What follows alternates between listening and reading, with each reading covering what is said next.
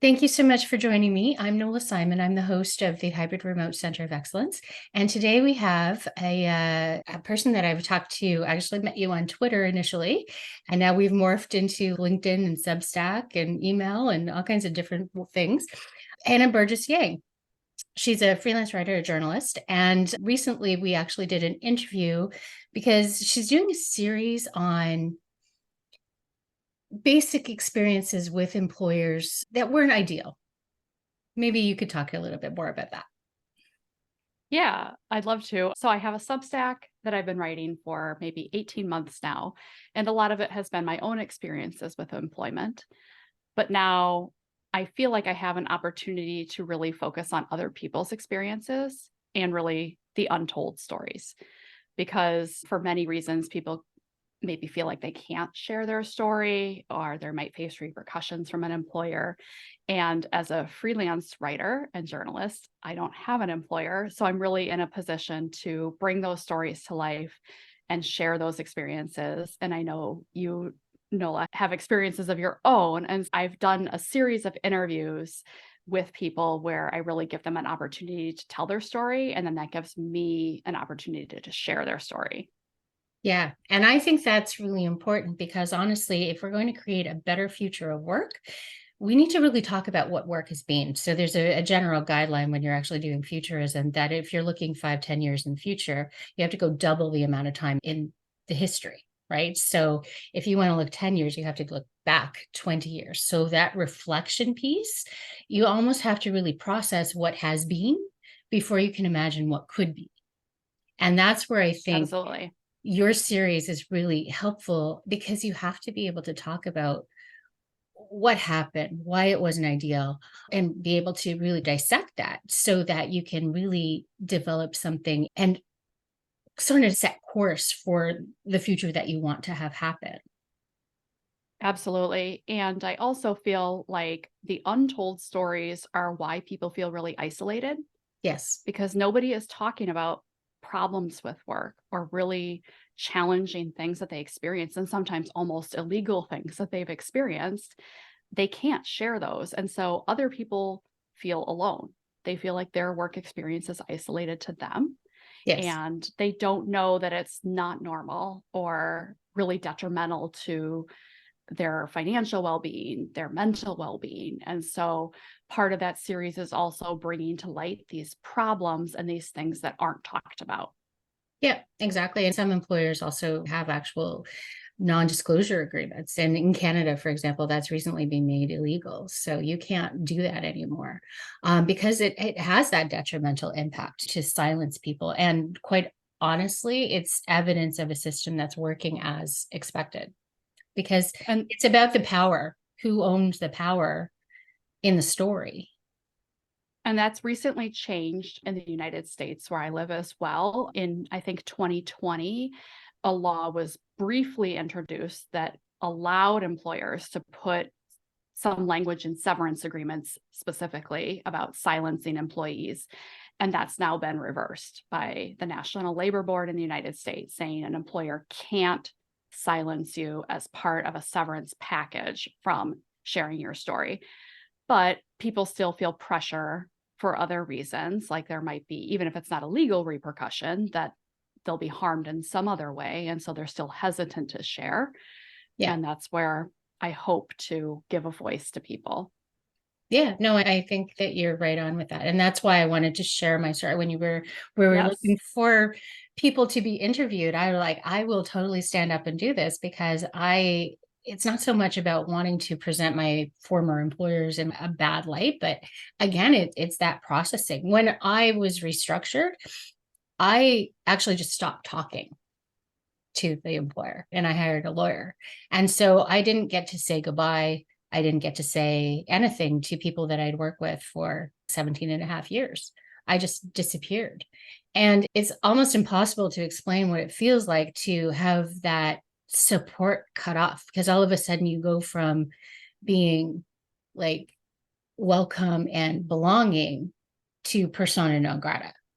You just you have nobody to talk to. And it's also, you don't want to make people feel uncomfortable. So after a little while, I started sending people like individual like notes on LinkedIn and just explaining what had happened. And I was very circumspect, but it was just like some people interacted and some people, it's almost like an infection. They don't want to be affected by what took you down. So it's not that I did anything wrong, but it was like there was a light that was on me that they didn't want to have shine on them. Right. Or they might be Right. fearing repercussions against them. Exactly. And it's such a power differential that I talk about. What are you as one person versus what is a company and what are their resources? Yeah. And that's typically where people feel like their power has been stripped. What Yeah. can they do as one person versus what can the company do with its HR department and its access to legal resources and things like that. And so that's what silences people is they're afraid and they're not sure what's going to happen. Yeah, absolutely. And what I noticed, actually, I had a call this week too, when people actually, as people leave, for whatever reason they leave, a lot of times they reach out to me because I've told my story. Exactly. And They it's feel safe. not They feel anything to safe. do, it's not anything to do with the work that I do, but when people proactively reach out to me, I take those calls because I know what it felt like not to have anybody to talk to who understood the context of what they were working in. Right. Yes. So, And what I've found in these interviews that I've done, especially with people who want to remain anonymous, is they need to get that story out there. yes. Even if it's for no other reason that it appears on my Substack and a couple people read it, but they had no other means of sharing that story. And it's just built up inside them and they're devastated or they're furious or Yeah. whatever. And they have no other way of sharing that story. And so it's almost cathartic, like a therapy type session with them really just talking and telling me what happened. Mhm. And me just listening. I'm just like the receiver of the information. And then I'm the transmitter of the information into the wider world.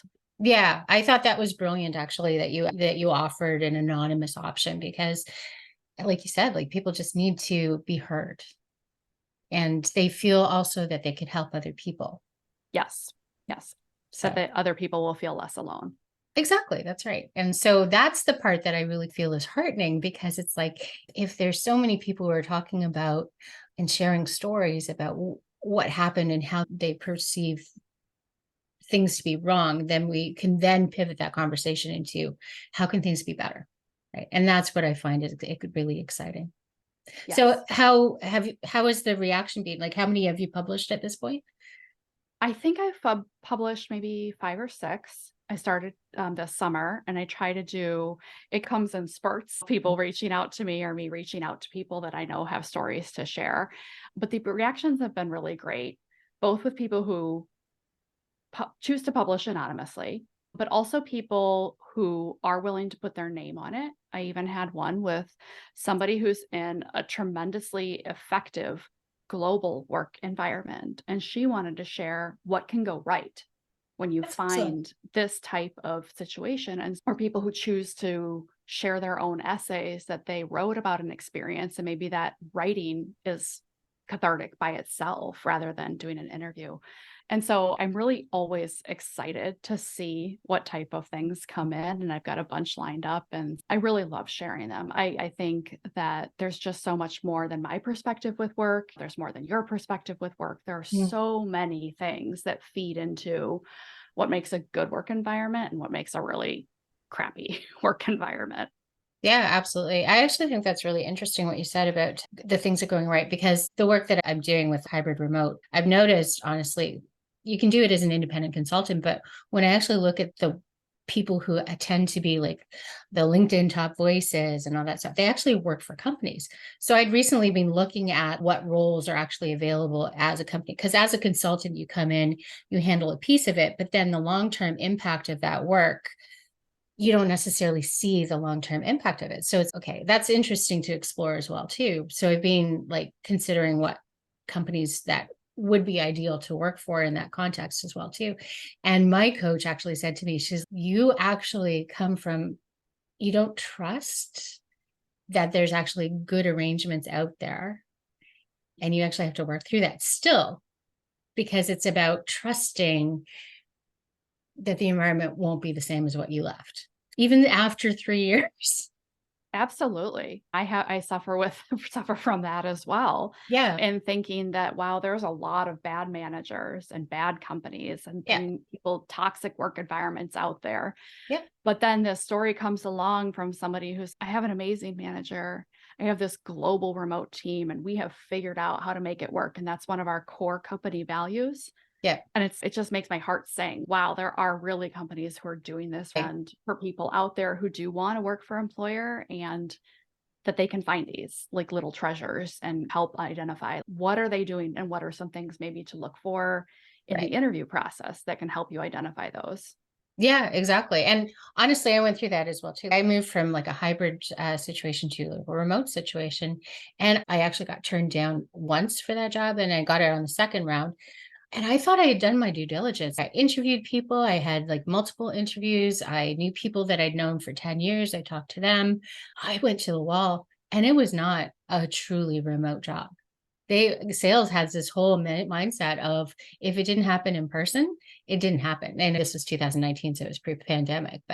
And it's like that experience, thinking of how much work I actually did to really go through that and make sure it was going to be an environment that I wanted. It's hard to trust that the positive stories are really positive. Is it? Yeah. Yeah. After Right. I did this story, I thought, wow, if I ever went back to an employer, that's the one I'm going to apply to because I truly believe that they are so focused on their culture and employee happiness and retention that they are doing things right. And so there are good companies out there. It's just got to look for them. Yeah. So was this an anonymous one, or can you disclose the name? Nope, no, it was Buffer. Oh, Buffer. Okay. Yeah. Yeah. I read Yep. that one. Yeah. Yep. Yep. So they do a 4-day work week. They are Yeah. very focused on asynchronous work. I can't remember how many countries around the world where they have employees. I think it's maybe 50.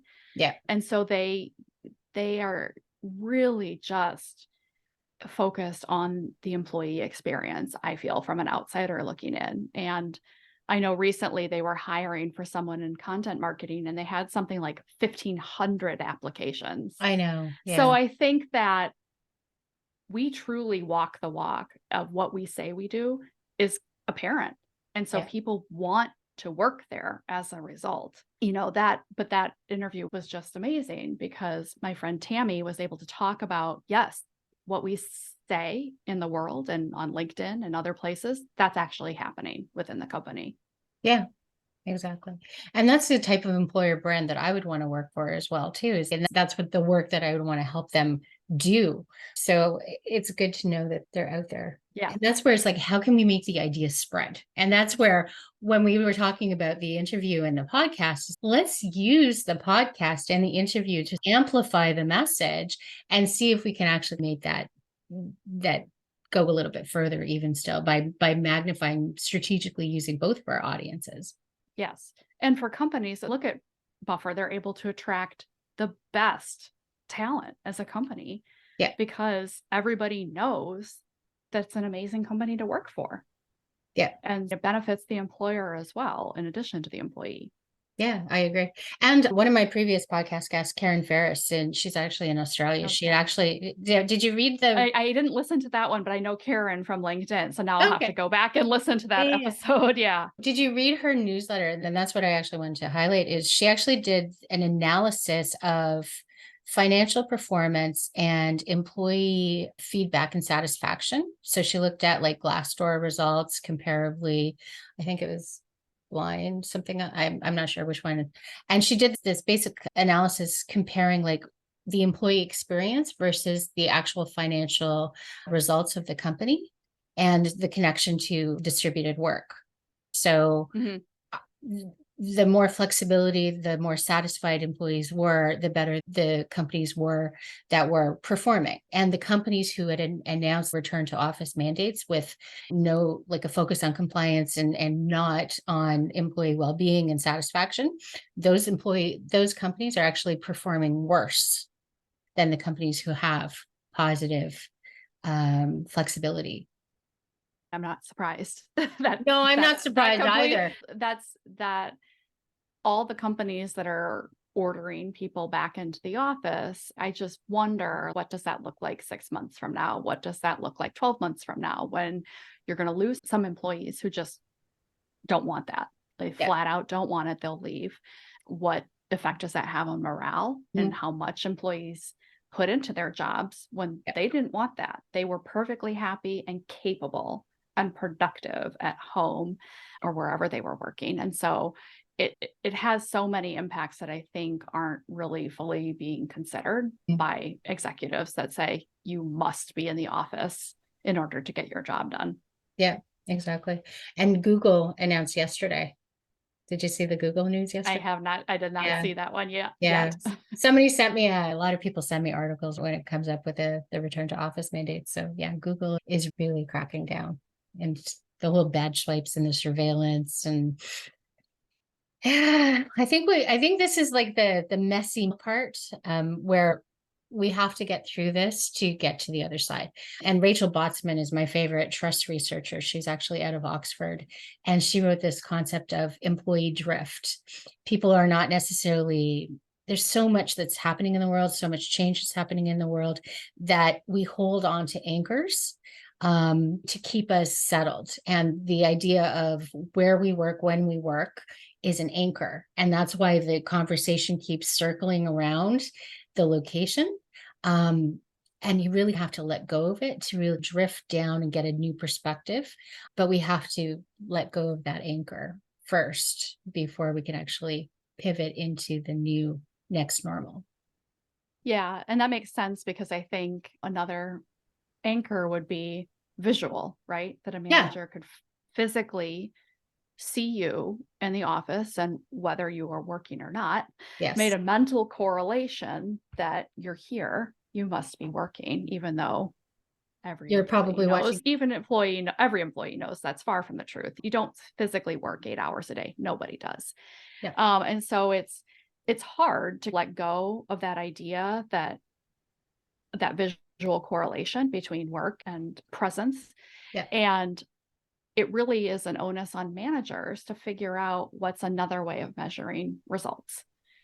If it's Yes. not hours, if it's not presence, what is it?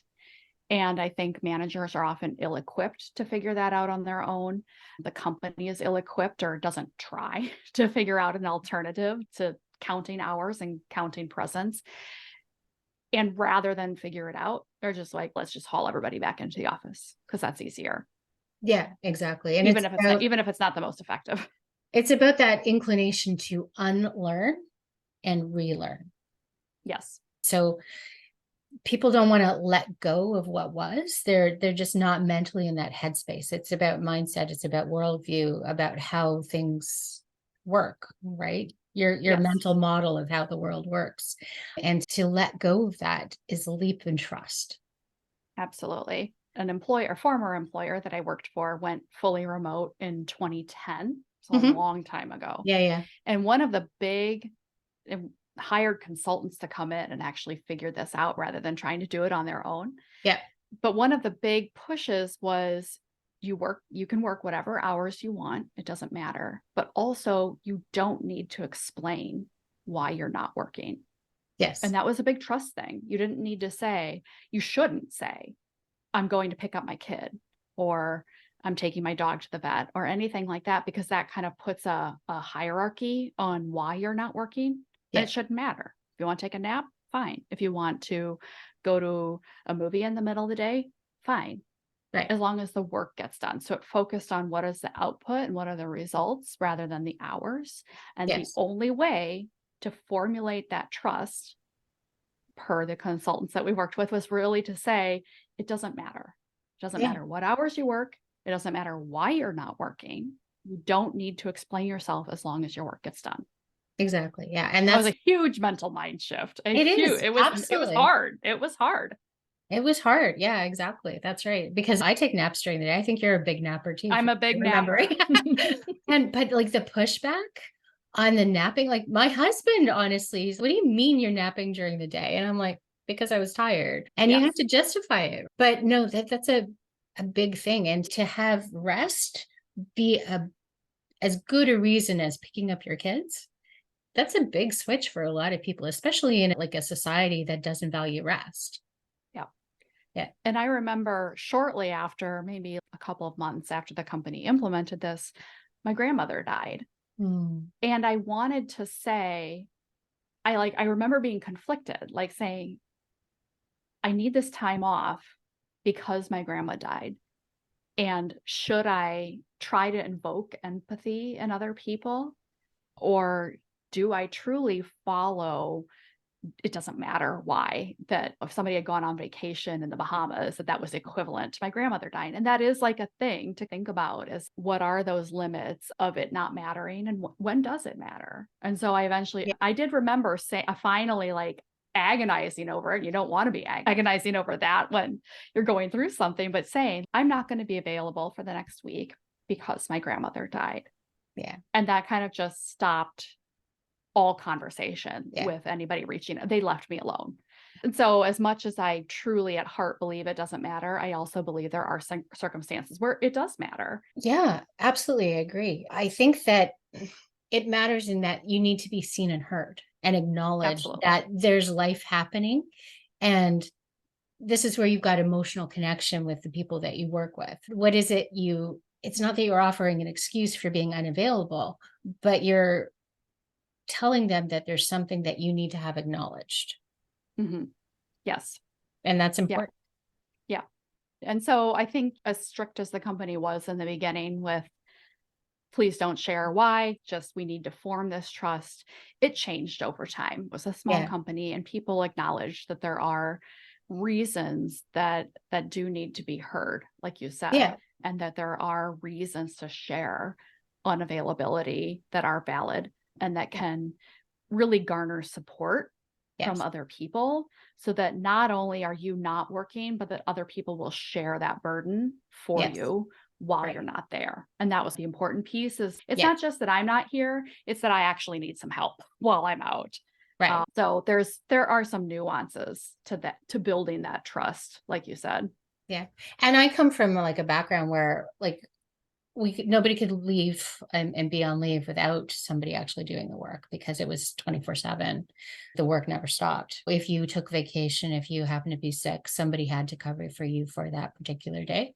And so I think that it's not necessarily about shutting down that conversation about why you're away, but more about looking at how people judge and attaching that judgment to why you're away. Yeah.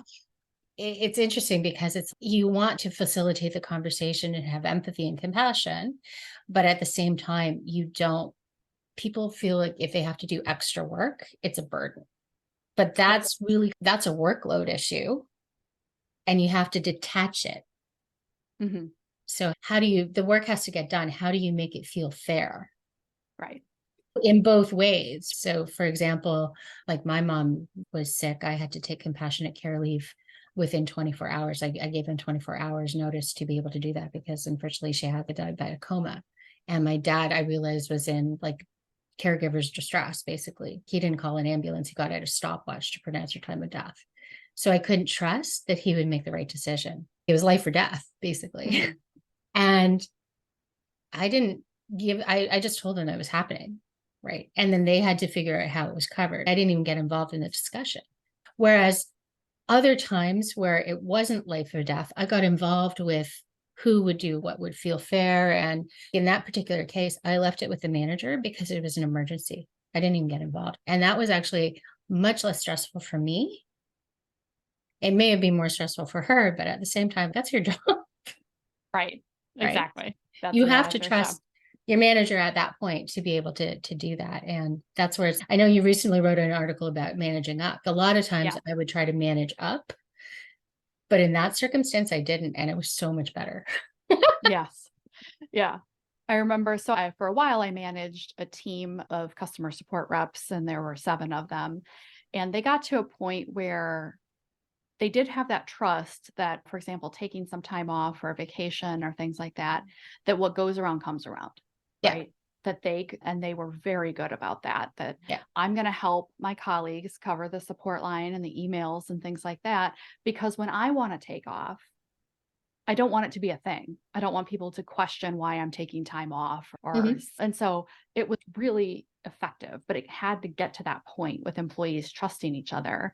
And this was a company that had an unlimited PTO policy, and people would go whenever, but they Yeah, really needed that trust to be able to say, "Yep, I'm not going to even have to worry about it because my colleagues have my back." that's It good. takes time to get that to that point. It does. Yeah. I have not worked in an environment like that because I joined a team and within a year I had broken my foot. I had to go on leave for 2 months. I came back. My father-in-law died in 2015. So I was off that. Within months of him dying, my mother got diagnosed with dementia. And so in my team, it was like this Nola's never available because family is always like, you just are like the unluckiest person ever. And it's not Yeah. like I was enjoying all of that. And Like, I mean, life happens, exactly. and That's right. sometimes it's terrible, and sometimes bad things happen in threes or whatever the Right. saying is, and Yeah. you can't control that these things are happening in sequence, Yeah. and you have to trust that the people are gonna be there for you because hopefully they can picture that might happen to them someday, Yeah. and then they would want the support to be able to take the time off that they need. Yeah. And it was interesting because that's not what happened.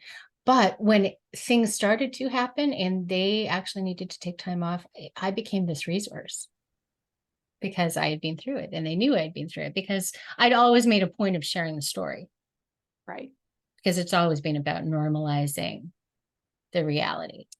And that's where I'm a really big advocate of the work-life integration because that's how you can succeed at life and work. And I've always found that I'm talking with my hands a lot. I know we're not necessarily doing video, but it's like a, a mountain and valley kind of situation where work will go up and the work will suck. Life will go up, well, life will suck. And it's just like the balance. I find that it bounces back and forth often.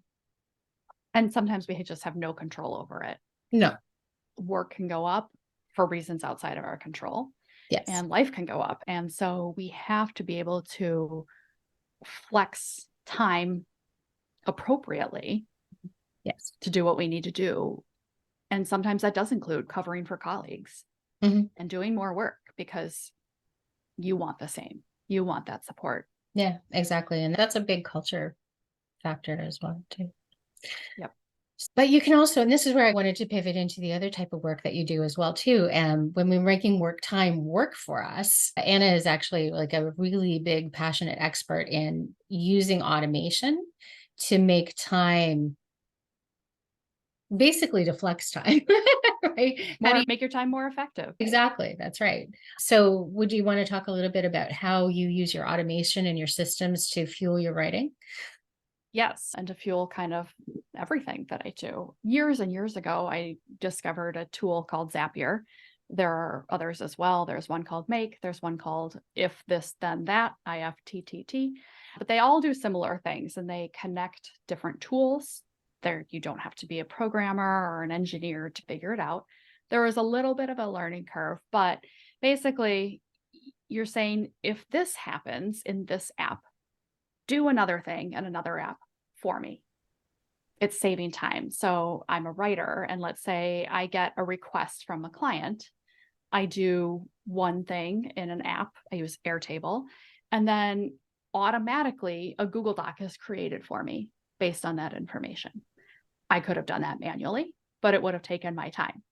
And I discovered it when I was working for an employer and I was trying to protect my own time as a product manager at a software company. And I thought, I'm doing all this duplicate data entry between two separate systems.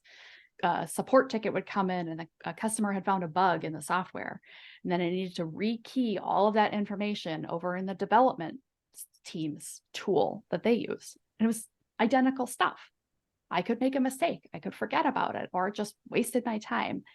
And so I used Zapier to connect the two tools. I was like, look at that. Look at my time that I no longer have to do. And then so I started thinking, what else can I do? And so from there, it's really just morphed into finding ways to protect my own time. It's been finding ways to protect time on teams that I work with because I think you get bogged down by repetitive stuff. It's boring. It's not fun. You can make a mistake. And I write about it, I talk about it, and I always say that's something you can take off your plate. It improves your work life integration, your work life balance, because you're not spending time on this crap that is important, but doesn't need a human to get it done because it can be Mhm. automated. Yeah. I once spent 10 years advocating for repetitive work, a task to be removed from us because we would get duplicate requests all the time. So, like a Yep. transaction would go through, but people are really bad at filling out forms. So you would get duplicates and you would actually actively follow up for the right version. And what happens is everything got logged initially. So you'd end up with like 5 versions, and then somebody had to actually cancel all the rest. We were told we were high end, we were high value, all of that stuff. But when it came to this duplicate cancellation stuff, they put it back on us. And I'm like, why? This is just such a waste of time. But you had to be careful, right? Because it could be a separate request. There Sure. were reasons that you had to filter it out and make sure that it wasn't there. And again, it's a regulated environment. You had a financial obligation to make sure that your clients were taken care of. So I got it. But at the same time, I'm very, if there's a task that I don't like, it's anything that's repetitive and boring. Like that is not me. So I would not do them. I'm like one of those people who'll test things out and say, what happens if I don't do it? What fails? I inherited all of these exceptions and they're like, you have to do this because we've agreed to do this. And I'm like, yeah, but what do you do with it? Because we would generate reports, right? And then one day I'm like, I just didn't do it. And then 6 months later, they're like, oh, we didn't get this. And I'm like, yeah, but what did you do with it? And what happened when you didn't get it? And Yeah. so is that work that's of value at all? Like, So it took 10 years, but eventually there was an innovation challenge that took out, and it basically used a system like you're talking about to actually just automatically cancel duplicate. And overnight, once they ran that through and put it into production, that work that everybody had spent hours on for a decade was just gone. It isn't that wild? was so beautiful. What was really interesting about moving to a fully remote environment back in 2010 is the company really started to evaluate, like, why are we doing this? Yes. Because suddenly everybody's time was super important. Everybody had full control over their own time. And if you don't have to work a certain number of hours a day, but you're no longer trying to fill 8 hours, Yes. if you can get your work done in 6, how can you make that work more efficient? What can you eliminate altogether? Because it just doesn't even matter. And you were Right. just doing it to fill a bucket of time in a day. And so that was part of my inspiration to try to automate some of these things that did need to get done, but didn't need to get done by me. And Yeah. so, and now as a self employed person, I'm very cognizant of my time. And always, if I have to do it more than a couple of times, I'm like, I'm going to figure out how to automate this. Yeah. I don't want to do it. And so I think it's people can do that on their own. Sometimes it doesn't have to be a company initiative. Sometimes it's automating your own work. Sometimes it is company wide. And sometimes it's critical for people like us who are out on their own.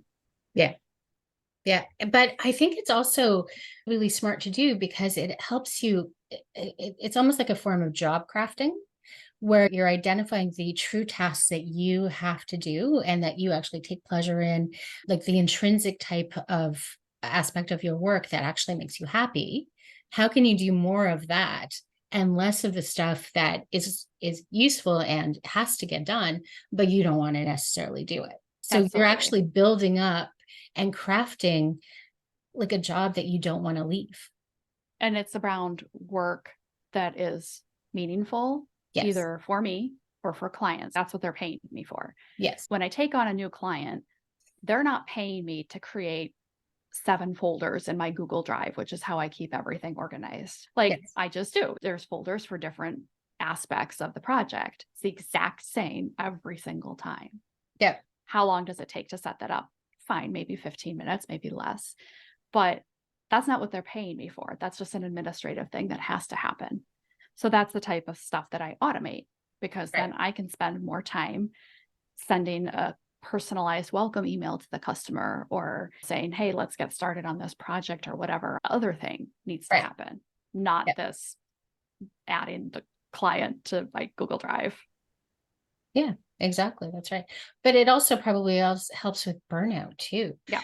if we talk about workload, a lot of the work that we do isn't necessarily work that has to be done by us and could be automated.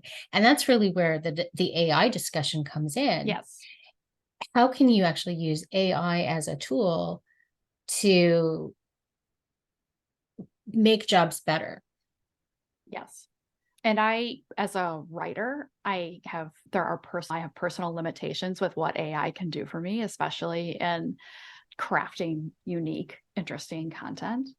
But there are so many other use cases for AI far beyond just writing and generative AI. And that's where my husband is a programmer, and there Mm, are tons of use cases for AI to generate repetitive code after the developer comes up with, okay, this is the solution. And now there's all these lines of code that have to come after. And before, that would have been manual work, like all these different conditions. And now AI can help with that type of thing. And so they're still doing the creative part, which is right. determining the solution. And Yeah. then AI kind of takes it from there. So absolutely, AI can, with its vast range of knowledge, can reduce the burden in some of that repetitive work. Yeah, exactly. Did I tell you about my AI hallucination piece? Oh no, tell me. So only I would try to influence the conversation at a conference that I was not invited to speak at. Okay. So last year I was invited to speak at Elevate Festival, and that was great. But anyways, this year they didn't invite me. But I ran across, I just actually searched up a podcast guest just before we started recording because she's an expert in personal branding. And I'm like, oh, tell me about Cher Jones and what can this, and I just ran it through Bing. It was actually empowered. I actually ran it through ChatGPT 3, and it gave me a good summary. Cher Jones is not it's not an unusual name, right? There are other Cher Jones in the world. So it gave me a good summary of her. So that was interesting for one. I ran it through me. I put my name into it, and it said I was a private person, which is interesting because I'm like, it has a cutoff date of September 2021, but I was on social well before that. I wasn't necessarily a private person. So, anyways, we were talking about the impact of branding, right? Because she's like, I've never considered running my name through AI, right? So, anyways, that's the first part of the story. That's how it came to my attention. And then I did a whole bunch of media. I was interviewed recently by Canadian Press, by CBC, and then I was interviewed by Globe and Mail. So I noticed that Bing is now using ChatGPT 4. You can actually enable it and you don't actually have to pay for it. So I'm like, okay, I'm cheap. I'm going to see how this works. And so, like I said, tell me about Nola Simon's media. And oh my goodness, it spit out this whole thing, which was, sounded amazing, but it was so inaccurate because it was like, Nola wrote all of these articles in the Globe and Mail and the Toronto Star and all these things. And I was like, no, I was interviewed. The talented journalist that interviewed me. And it was like, had been on TV. I have a show on XM radio. And I'm like, okay. And and I've been in like magazines like Entrepreneur and Forbes. And I'm like, oh, I'd love to. If anybody wants to hook me up. But yeah, what I think it's doing is it's actually combining some of the experiences of my podcast guests, pulling from Yes. show notes, because it said that I'd been on a podcast called Work Life Bloom. There is no podcast called Work Life Bloom, but the guy who wrote the book, which hasn't even been released yet, is called Dan Pontefract. His book is called Work Life Bloom. He does have a podcast, which is called Leadership Now. I haven't been a guest on his podcast. He's been a guest on mine. And the radio stuff and the TV stuff, that was Nick Badminton, who's a futurist, but also being a guest on my podcast. So I'm like, you have to be careful in what you're automating because of these AI hallucinations, Yes. right? So I It's wrote very this. bad. It's very bad at like anything that needs to really be factual. You have to double check it. You Like have to do the due it's so diligence, right? bad. Yeah. Yeah. And so what I did was I wrote this newsletter and I'm like, okay, so I'm going to tag like every reporter involved because AI has a distinct impact on anything that's written, right? And anybody who's Absolutely. employed Yeah. so I'm like, this could be a story that these journalists might be interested just from like their own perspective, but also how do you influence the information that AI is presenting from a personal branding point of view? And the only way I could think about doing it is to actually talk about it. If somebody ran that search, which they could, because I've been talking about what I've done in media, at least I've written something else to say, hey, I know that this is inaccurate and this Yeah. is the output that's coming out of it. How do you get that fixed? And the pillars of the conference this year, which is running this week, are AI and the future of work. I'm tagging the opening host, who happens to be a journalist as well, to the company that's sponsoring it. And I'm like, hey, if anybody really wants to talk about AI, here's a concrete example. I'd really like to know how this works. And there's no answer on AI hallucinations. It's not like I expect any individual person there, but I'm like, this is how we can have a conversation if anybody wants to pick this up. Yeah. Chat GPT told me that I had died Oh, back in 2019.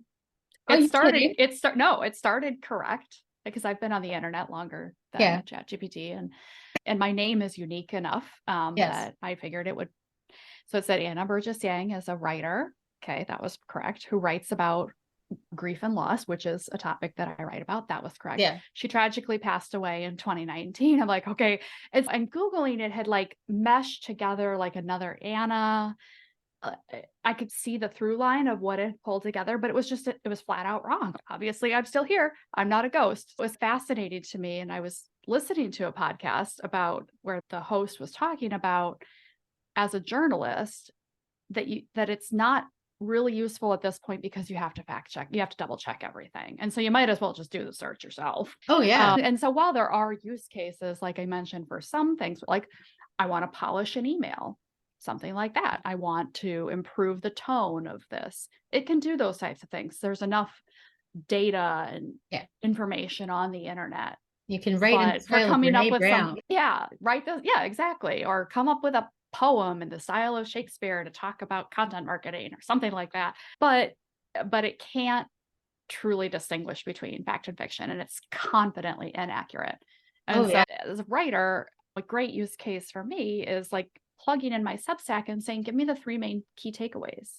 Yes. And it just spits out 3 bullet points. And then I turn those into social posts. I still want it to reflect my style, my tone, my brand, things like that. Yes. But I'm not rereading the entire post that I maybe wrote 3 weeks ago. Right.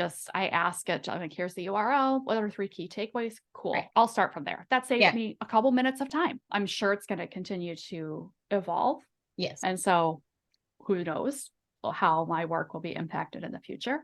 But right now, I feel very confident as a person whose primary job is writing quality content for clients that I'm still needed in the world. Oh, You know, yeah. No, my job is not going to be replaced personally, by AI.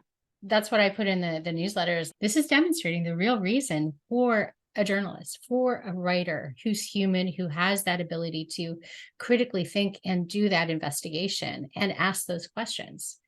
It's proving the need at this Yes, moment exactly. anyway. Right. Exactly. Yeah. Yeah. So I think that's really super interesting.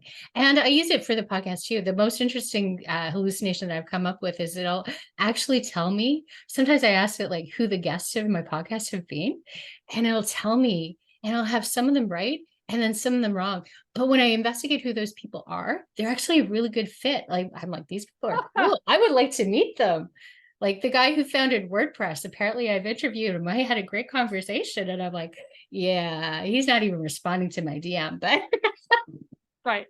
Or AI just to generate a transcript for a podcast. yes. That used to be done by a human, and Yeah. it was time consuming and things like that. So there are ways to edit podcasts and edit Yes. writing that are very good. That's a good task for AI. But it's just you have to be careful. And so I'm in the conversation of how can AI work alongside Yes. employees and humans rather than replacing their work.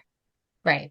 Yeah, exactly. Use it more of the tool to get rid of the boring and The boring work, and Yeah. give your employees an opportunity to work on more high value or creative or critical thinking work or hands-on work, Yeah. giving better care to your customers because now they have more time to do that. So Yeah. there's so many ways that AI can and potentially help with that. Yeah. Can you tell me the process that you have in place to repurpose the content that you use? I Because can. that's one of the most brilliant things I've come across in how you actually use the automation to actually repurpose your work and Yeah. your writing on social. Yeah. So I write all over the internet. I have Substack, I have Medium, I have blog, I write on LinkedIn. So basically, I know that I want to repurpose that work at some point in the future. So at first I have to start with like when. And so I might take a Substack and say, okay, I want to share something on LinkedIn related to this Substack 3 weeks from now and 6 weeks from now. So I start with in Zapier, the published URL. So basically the trigger or what starts the automation is boom, it's published. The URL goes into an RSS feed that Zapier picks up from.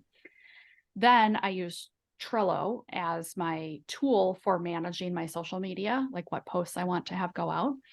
It would work with any project management tool.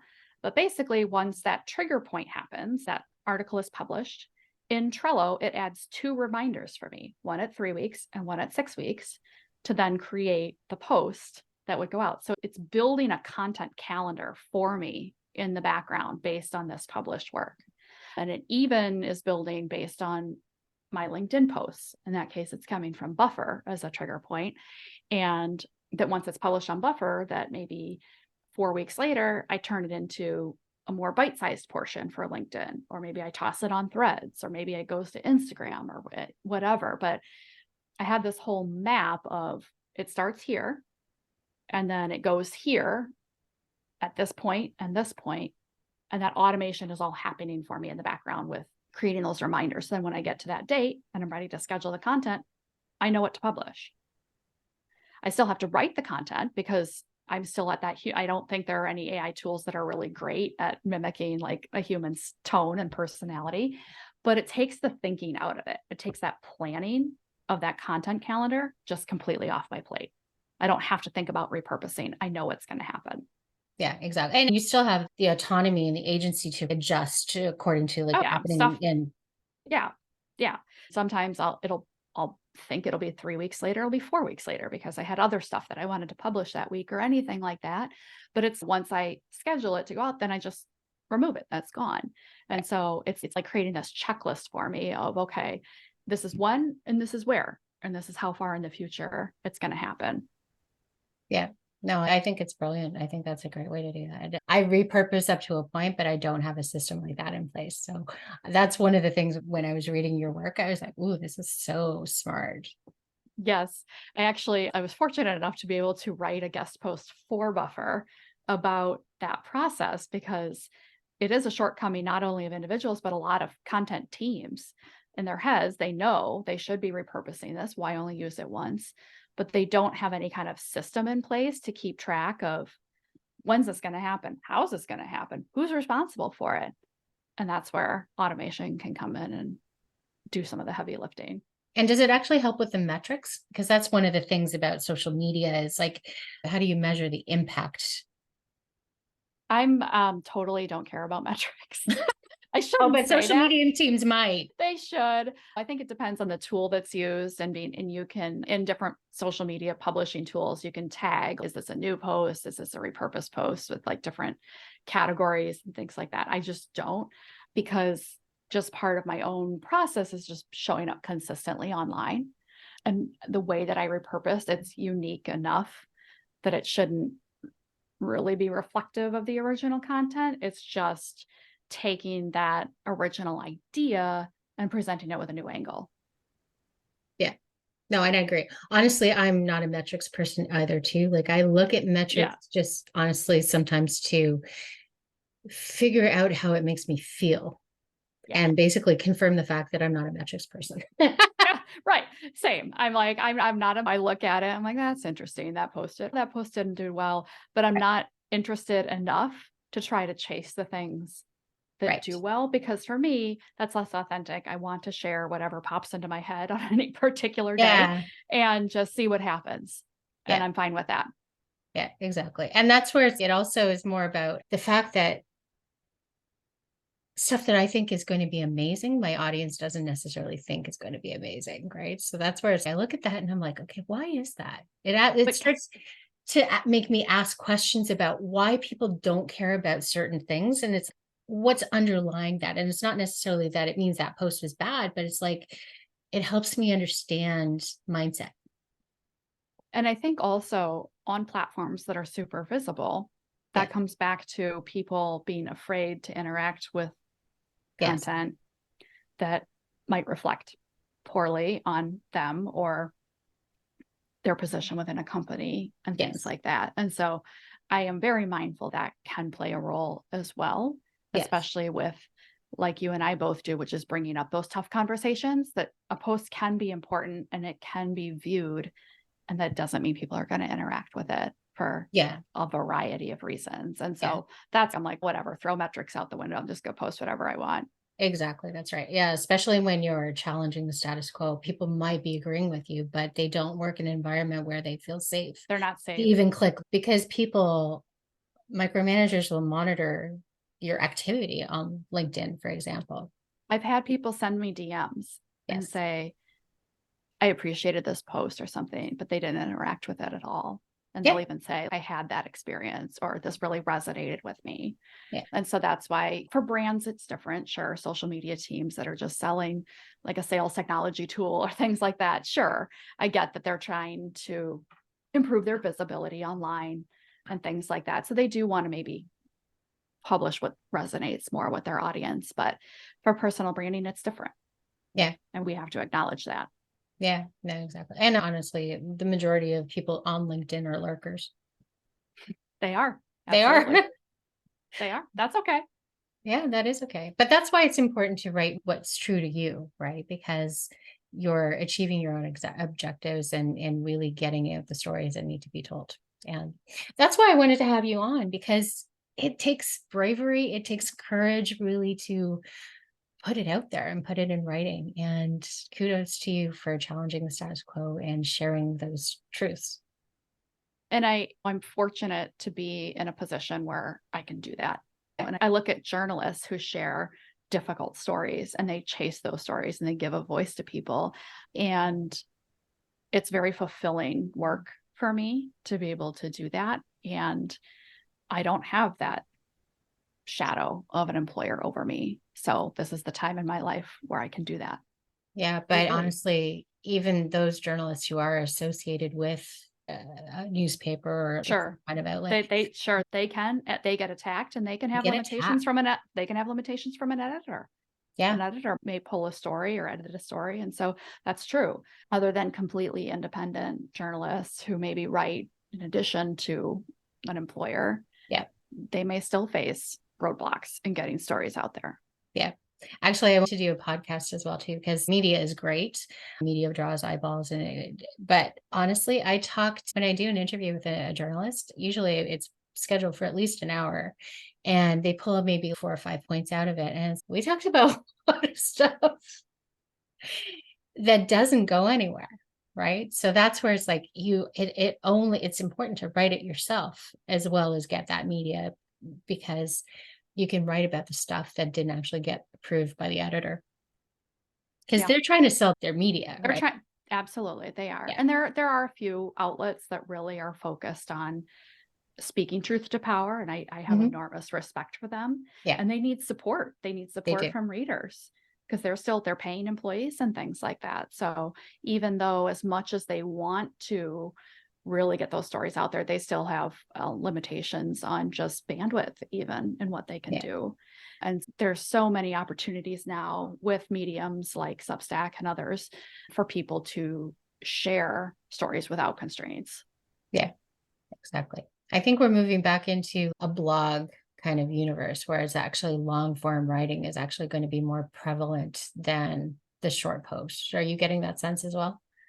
Absolutely. I think, and even I subscribe to a ton of Substacks and Oh, I know. newsletters, and I love having them show up in my inbox. And then I'll read as much as I can and things like that. But I want them to come to me Yes. rather than me going out onto a social platform and having to find that in a giant feed of other things, which sometimes are funny and sometimes are cat photos. And I Yeah. have to sift through to find those stories. Yeah. Whereas if I could find a storyteller who's really amazing and I love their work, it comes to my inbox and I'll read it. Yeah. And so I absolutely agree. I think we are coming back to that blog era with the big difference being now it's coming to our inbox rather than going to the blog and seeing the new posts and things like that. So it's truly an interesting time for people who want to create newsletters. Yeah, no, and I agree. I've got a Substack. I'm like Margaret Atwood. She recently published a Substack and she's like, my poor neglected Substack. And I'm like, okay, that made me feel better because I'm like, Margaret Atwood can ignore her Substack and then come back and do a mere Everybody bubble. can. I'm like, Yeah. I could do that. Yeah. Yes. So yeah, exactly. That's fine. All right. Is there anything that you wanted to talk about that we didn't cover? I don't think so. We've been chatting for a long time now. I had a feeling we would touch on all of my thoughts in my head. Okay, that's good. How was your cat? She's doing great. I Yeah. had a cat that was escaped the house and was gone for 43 days and came back home. It was amazing. So that was just this It was past the best weekend. thing I read on It was Thread. I'm still in shock that she's back, and took her to the vet and she's completely fine. And people had shared with me stories. They're like, sometimes those cats, they just come back after weeks or even months of being gone. I was like, I don't know. It's been so long. It's been more than 6 weeks. And there she was, just strolling by our house. Yeah, exactly.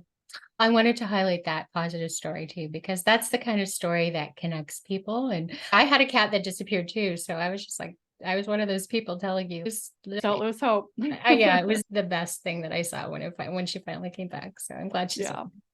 Yeah. All right. I will make sure that all of your links, all of your profiles are in the show notes, your website. Is there anything else that you wanted to put in there? Nope. No? Okay. I'm That'll all over cover 'em I'm all. all over the internet. So if you Yeah, it's share, really hard people will not to find find me. Anna. She is literally everywhere. So yeah, and I recommend interacting with her. She's so thoughtful, so smart in her approaches. So thank you. And thank you for your time. Yeah. Thank you for having me.